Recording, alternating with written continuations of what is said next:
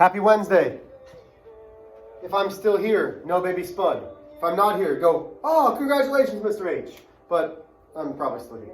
So, prep for topic C, module 2. Combining like terms is what we did yesterday. If you had any questions on that, you should have come in. Should have asked myself or Miss Armstrong. Look, there's my giant hand. Perfect.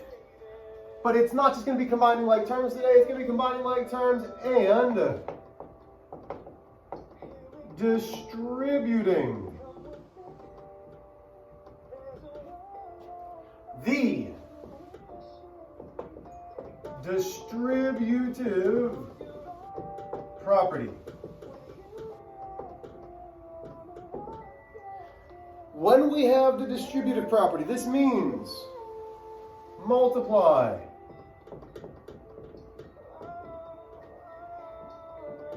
the term outside. Let me try this again. Multiply the term, and this is something that I haven't said before, but I really want to stress it. Multiply the term and its sign. So maybe the term's positive, maybe the term's negative. So multiply the term and its sign to everything inside the grouping symbols. And this is where we're going to start today. So we are multiplying whatever that term and its sign is that's smack dab up against a grouping symbol to everything inside of it. And you're like, wait a minute, Mr. H, we've done this before. We kind of have with that negative. If you've already done combining or distributing, hey, good, you're going to crush this. Good job. Well, let's start off easy. The whole purpose of distributing right now is now to combine like terms with it. So let's say I've got 2x plus 3.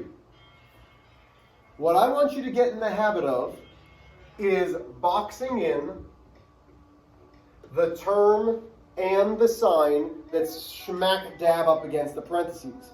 Unless a number is smack dab up against the parenthesis, you are not multiplying. So this means I'm taking the 2 and I'm multiplying it to x. Well, how many x's are right there? Well, Mr. H, that's a variable. We know there's an invisible coefficient of 1.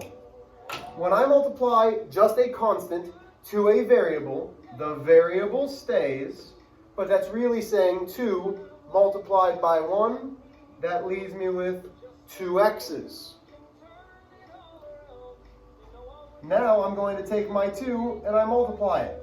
Notice how I don't just draw an arrow. That's not good enough for me. I want to say that I'm multiplying it to the positive 3. And you're like, wait, why would I have to go to all that work? Trust me. Please, trust me. For once in your life, trust me, you're going to want to start doing this. 2 multiplied by the whole of positive 3 is a positive 6. I cannot simplify that. There is my answer. That's distributing. Well, wait, Mr. H. Okay. Let's say we've got negative 3 times 5x minus 4. Let's say we do. I'm glad that you asked. So, the first thing that I want you to notice is there something smack dab up against the parenthesis? If you don't say yes, you're wrong. There absolutely is. This negative 3, this constant, is up against the parentheses, is up against the grouping symbol. That means I'm taking it and multiplying it to everything inside of the grouping symbol. So, multiply the term and its sign. So notice how I box in negative 3. That will come in handy as I start to distribute. Negative 3 multiplied by 5x. Well, this is a negative multiplied by a positive. Remember, if we're dealing with x's, the x's stay down. Man, trust me, x's will never leave you. It's tough. That's a joke. You're allowed to chuckle too. Never mind. You're too young. So, here's my x. Ugh. Negative 3 multiplied by 5 leaves me with negative 15. A positive times a negative. This is why we spend a lot of time dealing with negatives, positives, that kind of stuff. Well, and I put the multiplication symbol there So I can read it just like I'm doing it. Negative 3 multiplied by 5x. Negative 3 multiplied, well, what's it going to? Because it's not just going to the 4. You need to make sure that whatever that second term is the number and its sign. So now I have negative 3 multiplied by negative 4. A negative multiplied by a negative is positive. Negative 3, positive 12. Can I combine my coefficient and variable with a constant? Well, we learned yesterday that only constants and constants can combine.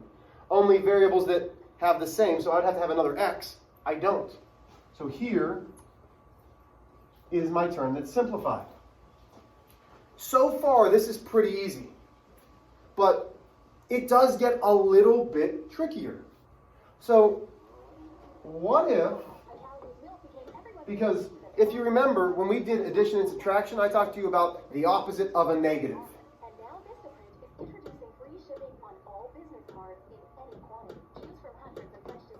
This is truly a distributing problem, and you might just see this.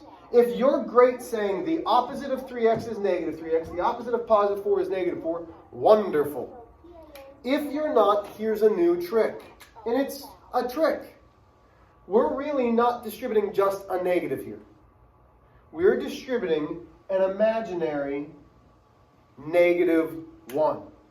There's a lot of imaginary negative 1s in this whole pre-unit. So now, I now have something smack dab up against my parentheses. That means we're going to distribute. So when I distribute, I take that whole term and I box it in. That way I know I'm taking negative 1 and I'm multiplying it to 3x. Again, I'm multiplying to something with an x. The x comes down. Darn x, that x keeps coming after me. Can't make that stop. Negative 1 multiplied by 3 is negative 3x's. I wish that I could take away 3 of my x's and forget about them. Unfortunately, they're part... Okay, again, too many jokes. Then I take the negative 1 and I multiply it. Not just to the 4, but to the positive 4. Negative 1 times positive 4 is negative 4. Can I combine my coefficient and variable with my constant? If you say yes, rewind the video, go back. You can't. So this right here is simplified. How am I doing on time? So far, so good. This is a shorter lesson. So that's basic distributing. But notice how it says, hey, we're going to distribute and combine like terms. So, quick refresher from yesterday. Two things have to happen. They have to have the same exact variable, or they have to be constants for us to combine them. So, real quick, let's do something like this. Let's say we've got 5x minus 2 minus 7x's. I taught you to circle, box, square, do all that happy stuff. So I've got 5 xylophones. Do I have xylophones anywhere? Yeah, 7 xylophones. And that's what some of you do. You say 7 xylophones. That's not right. You have to include the term with the sign. So I've got 5 xylophones minus 7 xylophones. Those are different signs. If they are different signs, then we find the absolute value, 5 and 7. We subtract 7 minus 5 is 2. Who has the bigger absolute value? Well, gosh darn it, the 7 does. That's negative. We're dealing with xylophones, so it has to be xylophones. But we still have this negative 2. This is a constant. There are no other constants, so it just comes down. You cannot combine your coefficient and variable with a constant. Some of you are going to try, and trust me, it's going to drive me crazy. Stop right here. Variable, constant. You cannot combine them. Whew, okay. Well, what are we talking about with combining like terms and distributing? Well, let's start off easy, and then we'll make it a little bit harder. So let's say we've got negative 3, 5x minus 1, plus 4x. The definition for distribution was the term and sign directly in front of the parentheses, or the grouping symbol, gets multiplied to everything inside of the grouping symbol. So I'm taking negative 3 and I'm multiplying it to 5x. And I'm taking negative 3 and I'm multiplying it to negative 1. Negative times a positive. Staff this morning, don't forget, excuse me. Don't forget that everyone's starting in the library this morning. So we will begin in the library in about 2 minutes. Library first, and then we'll break off into individual groups. Let's see if I can finish this in 2 minutes. So negative times a positive is negative. 3 times 5 is 15. But what are we dealing with? Again, we're dealing with those pesky x's. Negative 3 multiplied by negative 1 is positive. 3 times 1 is 3. What happened to this 4x though? We didn't touch it, therefore it now comes down because it doesn't get distributed to. Okay? Now we're back to combining like terms. So your first step was distributing. I've got negative 15 xylophones. Do I have xylophones anywhere else? Well, absolutely. I've got 4 xylophones. From here, I need to combine those like terms. We know that if we're combining xylophones, we're ending with xylophones. Different signs, negative and positive, means subtract. 15 minus 4 is 11. Which absolute value had the larger, let me try again. Which was my larger absolute value? Well, it's 15. Its sign was negative. Did we touch positive 3? Nope. So distributing is just one step to the harder thing, which is combining like terms, which we've already done. Last one. And we're only doing this one because it's going to look a little, going to look a little bit different. Let's go negative 3 plus 4, 3x minus 2. So the question is, what are we distributing? Well, again, distributing means take the sign in the term directly in front of the parenthesis, or the grouping symbol, and multiply it to everything inside of the grouping symbol. So I'm really taking this positive 4, and I'm multiplying it here, and I'm taking this, and I'm multiplying it here. Well, before I get started though, what's happening to this negative 3? Did I do anything to the negative 3? No. So it all comes straight down. Now I can multiply. 4 multiplied by 3x. Oh man, I know it's going to be an x. 4 times 3 is 12. What kind of 12? Positive. 4 multiplied by negative. Oh, it's going to be negative 8. Am I done? Nope. Because now we have like terms.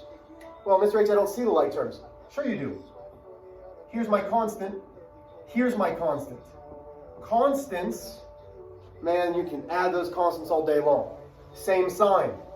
Add them. 3 plus 8, that's 11. Put the original sign back with it. Now, me personally, I like to put the parenthesis, or the coefficient and variable out front. Here's my positive 12x.